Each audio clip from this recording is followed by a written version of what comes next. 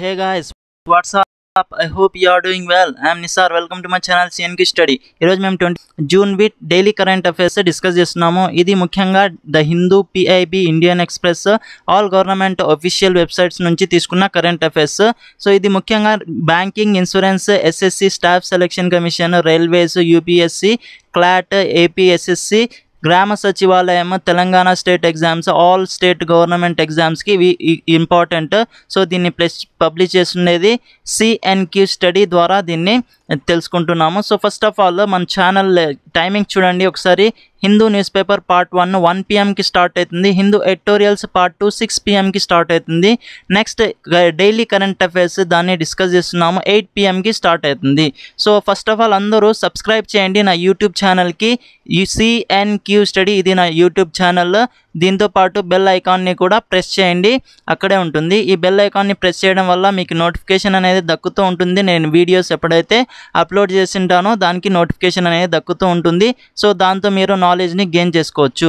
Next ఇది నా Telegram channel CNQ study. So ఇక్కడ పీడిఎఫ్, ఇంకా ఇన్ఫర్మేషన్, టైమింగ్స్ రిలేటెడ్ ఇన్ఫర్మేషన్స్, ఇంకా ఎగ్జామ్స్ రిలేటెడ్ ఇన్ఫర్మేషన్స్ మొత్తం దక్కుతుంది ఇక్కడ టెలిగ్రామ్ ఛానల్ సిఎన్క్యూ స్టడీలో. నెక్స్ట్ ఇంకా మన లెక్చర్ గురించి మాట్లాడితే first of all national news గురించి మాట్లాడదాం. నేషనల్ న్యూస్లో రీసెంట్గా Harshvardhan, minister of health minister ఇతను. సో ఈయన యాన్యువల్ ఇండియా టీబీ రిపోర్ట్ని రిలీజ్ చేసినారు. సో ఈ టీబీ రిపోర్ట్, టీబీ అంటే ట్యూబర్క్లోసిస్ డిజీజ్ని టీబీ అంటాం. సో ఈ వ్యాధి మీద రిపోర్ట్ని రిలీజ్ చేసినారు. ఇది వర్చువల్ ఈవెంట్, అంటే వీడియో కాన్ఫరెన్స్ ద్వారా దీన్ని రిలీజ్ చేసినారు. ఇది రిలీజ్ చేసినది సెంట్రల్ టీబీ డివిజన్ ద్వారా ఈ రిపోర్ట్ని తయారు చేసినారు. సో దీన్ని రిలీజ్ చేసినది మన హెల్త్ మినిస్టర్ హర్షవర్ధన్ గారు. సో రిలీజ్ చేసిన వారు కూడా ఇంపార్టెంటే. ఏ డివిజన్ ద్వారా రిలీజ్ చేసినారంటే సెంట్రల్ టీబీ డివిజన్ ద్వారా దీన్ని రిలీజ్ చేసినారు. నెక్స్ట్ దీని యొక్క ముఖ్య ఫీచర్స్ ఏమంటే ఇది ర్యాంకింగ్ అనేది ఇస్తుంది. టీబీ ఎలిమినేషన్ ఏ స్టేట్స్లో జరిగింది, ఏ యూనియన్ టెరిటరీస్లో టీబీ అనేది ఎలిమినేట్ చేసేసినారు, దాని మీద ఇది ర్యాంకింగ్ అనేది ఇస్తుంది స్టేట్స్కి. ముఖ్యంగా సస్టైనబుల్ డెవలప్మెంట్ గోల్స్ గురించి మాట్లాడితే అందులో ఒక సస్టైనబుల్ డెవలప్మెంట్ గోల్లో ఎరాడికేషన్ ఆఫ్ టీబీ గురించి ఒక గోల్ ఉంది అందులో. సో ముఖ్యంగా ఈ గ్లోబల్ వైడ్ వరల్డ్ వచ్చేసి ఈ టీబీ ఎలిమినేషన్ మీద 2030 వరకు టార్గెట్ పెట్టింది. ఈ 2030 వరకు టీబీ అస్సలు ఉండకూడదు అనేసి.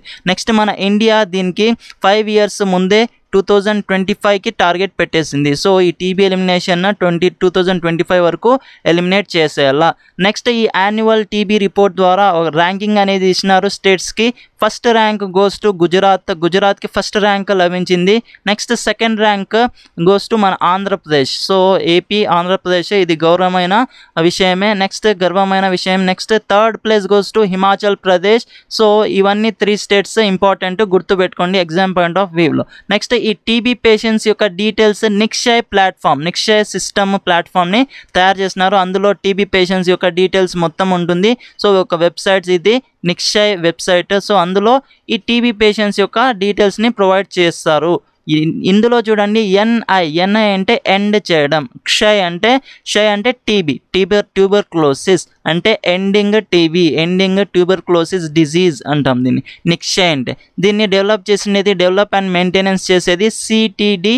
దాంతోపాటు ఎన్ఐసి నేషనల్ ఇన్ఫర్మేటిక్స్ సెంటర్ కూడా దీన్ని కలిసికట్టుగా వర్క్ చేస్తుంది. దాంతోపాటు వరల్డ్ హెల్త్ ఆర్గనైజేషన్ కూడా ఇందులో పాల్గొంటుంది, పార్టిసిపేషన్ అనేది చేస్తుంది. సో ఈ Nikshay system very important exam point of view కూడా. సో ఇందులో టీబీ పేషెంట్స్ యొక్క డీటెయిల్స్ని నమోదు చేస్తారు.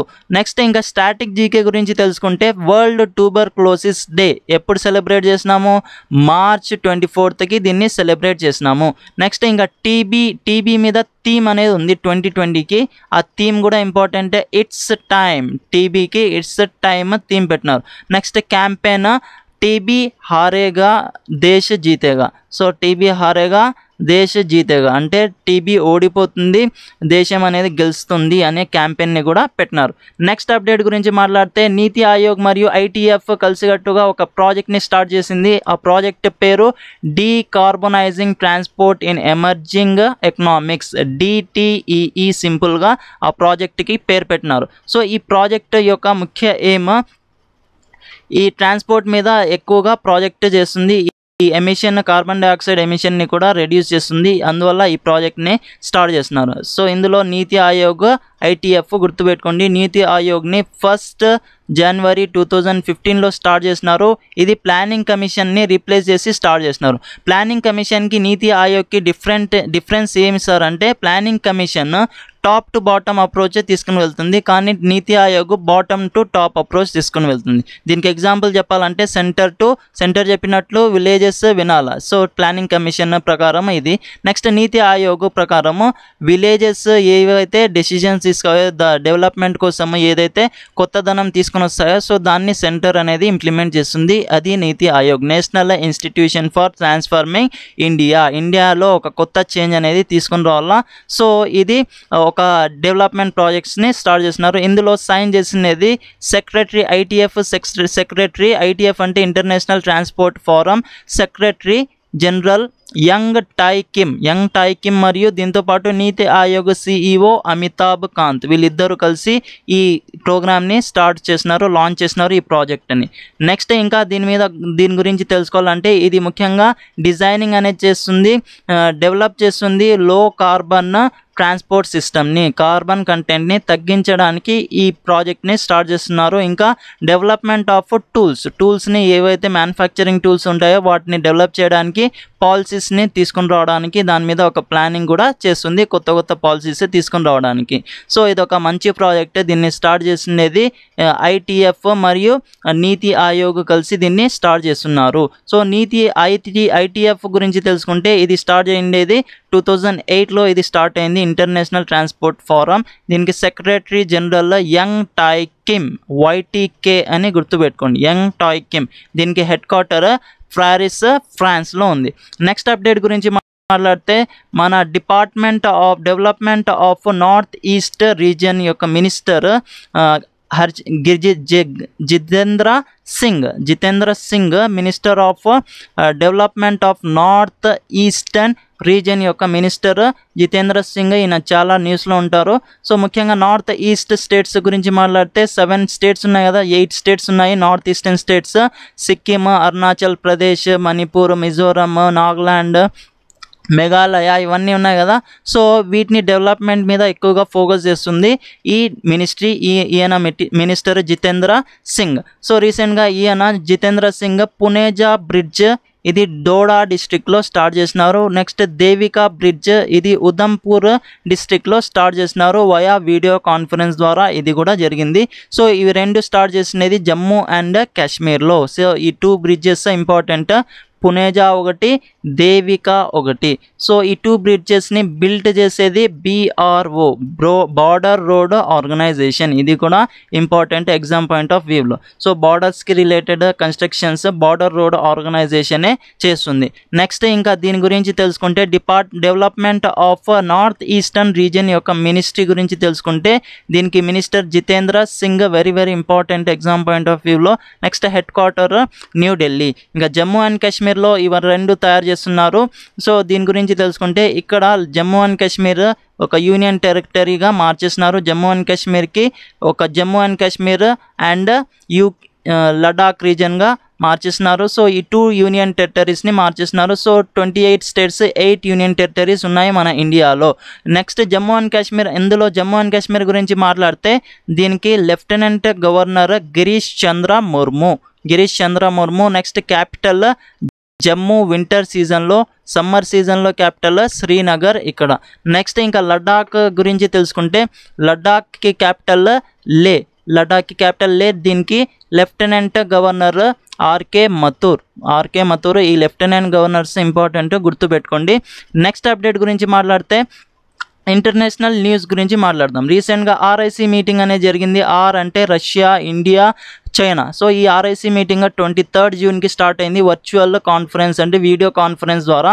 ఈ మీటింగ్లో ఏమేమి మాట్లాడినారంటే, ముఖ్యంగా క్రాస్ బార్డర్ ఇష్యూస్ అనేటివి రేజ్ అవుతున్నాయి. ఇండియా మరియు చైనా మధ్య ఒక రిలేషన్ అనేది స్ట్రాంగ్గా లేదు, దాని మీద డిస్ప్యూట్స్ అనేటివి వస్తున్నాయి. ఇందులో ఇండియా 20 సోల్జర్స్ చనిపోయినారు June 15కి. దానికి సంబంధించి ఇక్కడ మాట్లాడినారు. సో ఇక్కడ ఒక బిగ్గెస్ట్ కన్ఫర్మేషన్ ఇది జరిగింది, బిగ్గెస్ట్ మీటింగ్ అని చెప్పొచ్చు. ఆఫ్టర్ 45 years తర్వాత ఈ మీటింగ్ అనేది జరిగింది. ఆర్ఐసి మీటింగ్ గుర్తు పెట్టుకోండి. RIC Russia, India, China. So ఇది స్టార్ట్ అయ్యేది డేట్ జూన్ 23కి జరిగింది. ఇందులో డిఫరెంట్ 3 కంట్రీస్ యొక్క మినిస్టర్స్ పాల్గొన్నారు, ఎక్స్టర్నల్ మినిస్టర్స్. సో ఇక్కడ చూడండి, సుబ్రహ్మణ్యం జైశంకర్, ఇతను Subrahmanyam Jaishankar. Next foreign minister Wang Yi, next లెవరో, ఇతను ఫర్ రష్యా ఫారిన్ మినిస్టర్. ఇక్కడ చూడండి వీళ్ళ పేర్లు. చైనీస్ మినిస్టర్ వాంగ్ ఈ, రష్యన్ లావ్రో, ఇతను.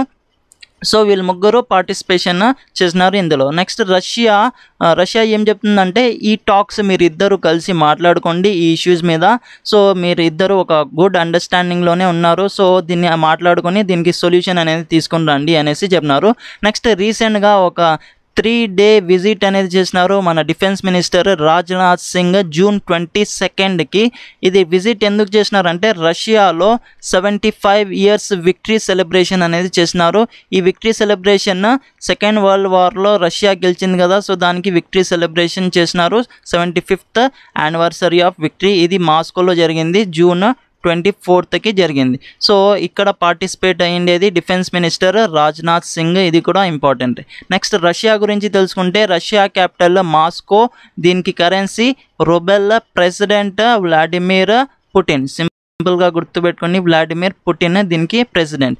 నెక్స్ట్ చైనా గురించి మాట్లాడితే, China capital Beijing, currency renminbi, president Xi Jinping.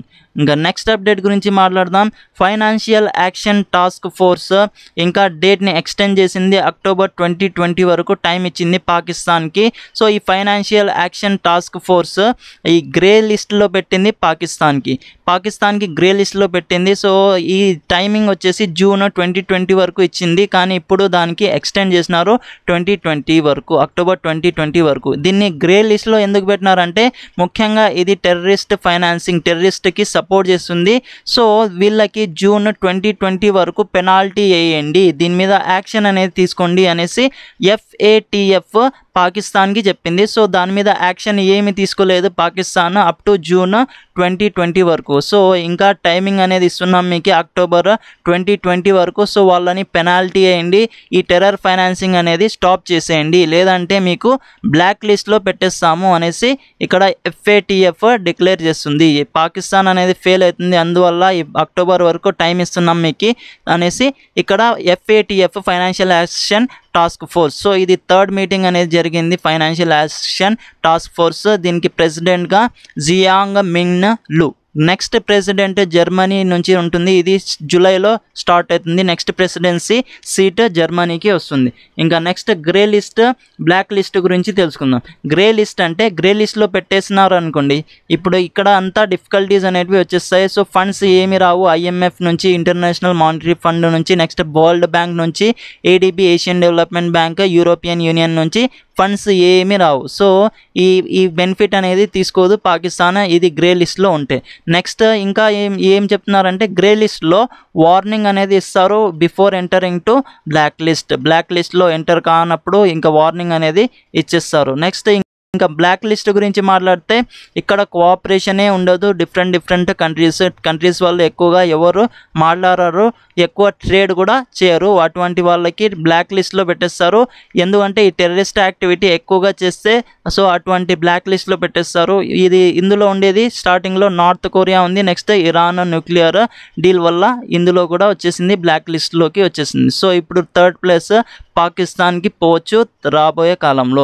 Next update గురించి మాట్లాడితే, IMF రీసెంట్గా ఒక రిపోర్ట్ని రిలీజ్ చేసింది ఇండియన్ ఎకనామిక్ గ్రోత్ మీద. ఇండియన్ ఎకనామీ అనేది 4.5% డిక్రీజ్ అయిపోయింది 2020లో. ఇంకా నెక్స్ట్ గ్లోబల్ ఎకనామీ నెగిటివ్లో వచ్చేసింది, -4.9% ఎకనామిక్ గ్రోత్ అనేసి ఈ రిలీజ్ చేసింది IMF రిపోర్ట్. IMF ఈ రిపోర్ట్ వరల్డ్ ఎకనామిక్ అవుట్లుక్ ద్వారా ఈ రిపోర్ట్ని రిలీజ్ చేస్తుంది. దానికి a crisis like no other and uncertainty recovery అనేసి పేరు పెట్టింది ఈ వరల్డ్ ఎకనామిక్ అవుట్లుక్. ఈ IMF దేని ద్వారా ఈ రిపోర్ట్ని రిలీజ్ చేస్తుందంటే, వరల్డ్ ఎకనామిక్ అవుట్లుక్ అవుట్లుక్ పేరుతో ఈ రిపోర్ట్ని రిలీజ్ చేస్తుంది. ఇది గుర్తుపెట్టుకోండి. నెక్స్ట్ ఇందులో మన ఇండియా ప్లస్ చూడండి 4.5% తగ్గింది ఎకనామిక్ గ్రోత్ గురించి మాట్లాడితే. సో ఇవి ఈ హిస్టరీలోనే ఫస్ట్ టైం ఇటువంటి పరిస్థితి జరగడం. సో సిన్స్ 1961 తర్వాత ఇది ఫస్ట్ టైం ఇటువంటి గ్రోత్ తగ్గడం. ఇది నెక్స్ట్ గురించి మాట్లాడితే దీనికి రీజన్ ముఖ్యంగా కరోనా వైరస్ డిసీజ్ అనేసి చెప్తున్నారు. IMF ఇంటర్నేషనల్ మానిటరీ ఫండ్ ఈ ఎకనామిక్ యాక్టివిటీలో ఎకనామిక్ గ్రోత్ అనేది డిక్రీజ్ కావడం అదే పెద్ద reason. Next global wide growth decrease అయింది -4.9%. సో ఇది గ్లోబల్ వైడ్. ఇండియా వైడ్ ఇప్పుడే మాట్లాడినాం కదా, ఇండియా వైడ్ 4.5%, ఇండియా 4.5% డిక్రీజ్ అయింది. గ్లోబల్ వైడ్గా ఓవరాల్ వరల్డ్గా మాట్లాడితే 4.9% డిక్రీజ్ అయింది. Next international monetary fund very very important, దీని గురించి తెలుసుకుందాము. ఇది ఫార్మేషన్ డే ఫౌండ్ చేసినది 27th December 1945. Head quarter Washington DC USA ఉంది. Managing director important Kristalina Georgieva, KG అని గుర్తుపెట్టుకొని క్రిస్టాలినా జార్జివా.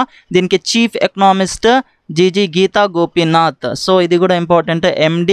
ఎండి Kristalina Georgieva, CE chief economist Gita Gopinath.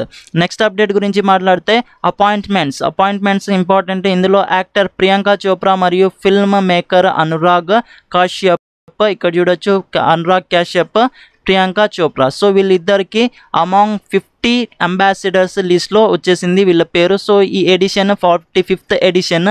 ఇది చేస్తున్నది TIFF. సో TIFFలో 50 అంబాసిడర్స్లో టాప్ ప్లేస్ వచ్చింది మన ఇండియా తరపున అనురాగ్ కాశ్యప్ మరియు ప్రియాంక చోప్రాకి. సో ఈ TIFF అంటే Toronto international film festival.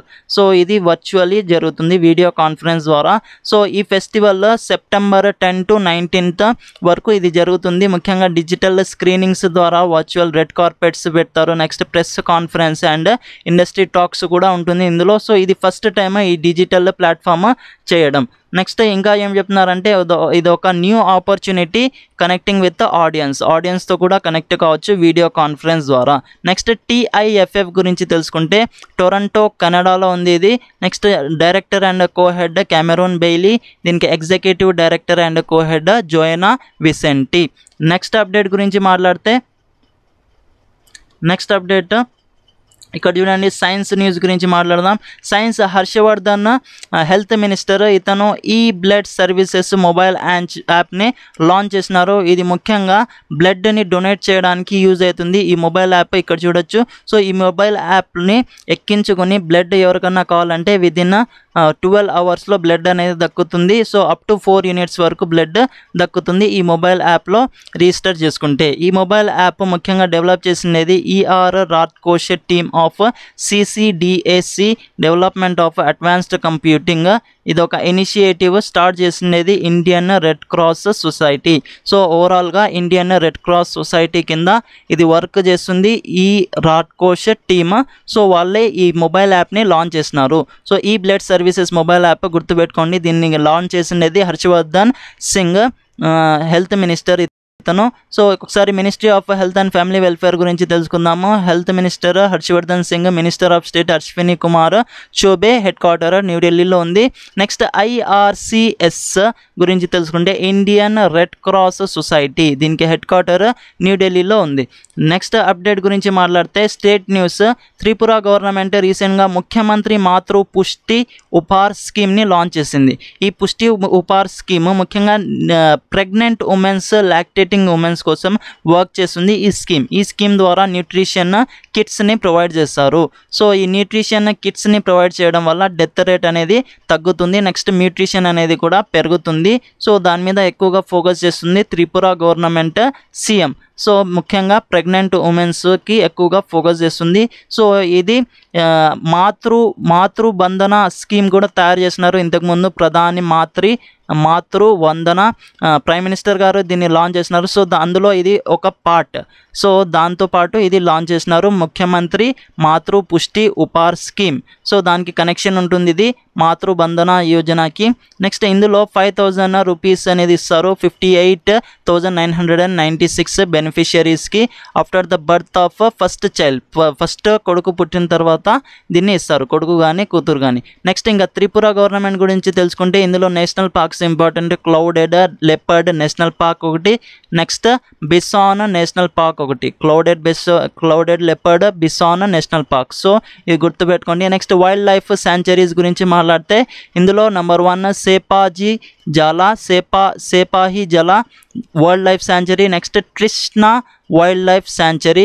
Next Gomati, very important, Gomati ఎక్కువ న్యూస్లో ఉంటుంది. Gomati wild life sanctuary, Rowa wild life sanctuary. So ఈ 4 శాంచురీస్ గుర్తుపెట్టుకోండి, అప్పుడప్పుడు ఎగ్జామినేషన్స్కి వస్తూ ఉంటాయి. సో ఈ నేషనల్ పార్క్స్ ఇంపార్టెంట్, ఎక్కువ సార్లు వస్తూ ఉంటాయి ఇవి. Clouded national parks, Bison national parks. Wild life sanctuary గురించి మాట్లాడితే Sepahijala wild life sanctuary, Trishna wild life sanctuary, Gomati, Rowa wild life sanctuary. Next update గురించి మాట్లాడితే రీసెంట్గా ఆంధ్రప్రదేశ్ రాష్ట్రం సీఎం ముఖ్యమంత్రి వైఎస్ జగన్మోహన్ రెడ్డి గారు కాపు నేస్తం స్కీమ్ని స్టార్ట్ చేసినారు. ఈ స్కీమ్ ద్వారా 75,000 రూపీస్ అనేటివి ఇస్తారు. ముఖ్యంగా 5 years వరకు ఇది కాపు కమ్యూనిటీ ఉమెన్స్కి ఇస్తారు. దీని యొక్క ముఖ్య ఎయిమ్ లైవ్లీహుడ్ మరియు లివింగ్ స్టాండర్డ్స్ని పెంచడానికి మరియు ఒక సహాయంని ఇవ్వడానికి ఈ స్కీమ్ని లాంచ్ చేస్తున్నారు. ఈ స్కీమ్ ద్వారా ప్రతి ఏటా 15,000 రూపీస్ వరకు ఇస్తారు, 15,000 వరకు ఇస్తారు. సో ఇది ముఖ్యంగా ఉమెన్స్ ఆఫ్ కాపు ఉమెన్కి ఇది స్కీమ్. ఏజ్ 45 to 50 years ఉన్నోళ్ళకి ఈ స్కీమ్ వర్తిస్తుంది. ఇది 5 years వరకు 75,000 ఎలిజిబుల్ ఉమెన్స్కి ఇస్తారు. ఇంకా 350 crores రిలీజ్ చేసినారు, శాంక్షన్ చేసినారు మన ముఖ్యమంత్రి వైఎస్ జగన్మోహన్ రెడ్డి. ముఖ్యంగా 2.36 lakh ఉమెన్స్ కోసము. ఇందులో ఎవరెవరు వస్తారంటే కాపు, బలిజ, తెలగ అండ్ ఒంటరి కమ్యూనిటీస్ రేషన్ కార్డ్ అనేది కంపల్సరీగా ఉండాలి. నెక్స్ట్ ఎవరైతే ఎలిజిబుల్లో వాళ్ళు ఈ వెబ్సైట్లో వెళ్ళి వాళ్ళ పేర్లు నమోదు చేసుకోవచ్చు. nawasakam.ap.government.in వెబ్సైట్లో వెళ్ళి. ఆంధ్రప్రదేశ్ గురించి మాట్లాడితే దీనికి capital Amaravati. Chief minister YS Jaganmohan Reddy గారు. కాపు కార్పొరేషన్ చైర్మన్ జె రాజా. సో ఈ స్కీమ్ని ఒకసారి చూడండి ఇక్కడ. సో వైఎస్ఆర్ కాపు నేస్తం స్కీమ్, ఇందులో 5 years వరకు 4,770. నెక్స్ట్ బెనిఫిషియరీస్ 22,89,000 బెనిఫిషియరీస్ ఉన్నారు. ప్రతి ఏటా 15,000 ఇస్తారు. 5 years వరకు 75,000 ఇస్తారు. వైఎస్ జగన్మోహన్ రెడ్డి దీన్ని స్టార్ట్ చేసినారు కాపు నేస్తం పేరుతో. ఇందులో చైర్మన్ జె రాజా, జక్కంపూడి రాజా. సో ఈరోజుతో ఇంతే. లెక్చర్ మీకు నచ్చినట్లయితే లైక్ చేయండి, సబ్స్క్రైబ్ కంపల్సరీగా చేయండి. ఎప్పుడైతే నేను వీడియోస్ అప్లోడ్ చేస్తానో దాంతోపాటు బెల్ ఐకాన్ని ప్రెస్ చేయండి. వీడియోస్ అప్లోడ్ చేస్తే మీకు నోటిఫికేషన్ అనేది దక్కుతుంది. నచ్చితే లైక్ చేయండి, నచ్చకపోతే డిస్లైక్ చేసి కమెంట్ బాక్స్లో ఎందుకు డిస్లైక్ చేస్తున్నారో మెన్షన్ చేయండి. సో ఇది నా టెలిగ్రామ్ ఛానల్లో CNQ study. So PDF purpose కోసం మీరు ఇక్కడ జాయిన్ కావచ్చు. లింక్ డిస్క్రిప్షన్ బాక్స్ కింద ఉంటుంది. So stay home, stay safe. Thanks a lot for listening. జై హింద్.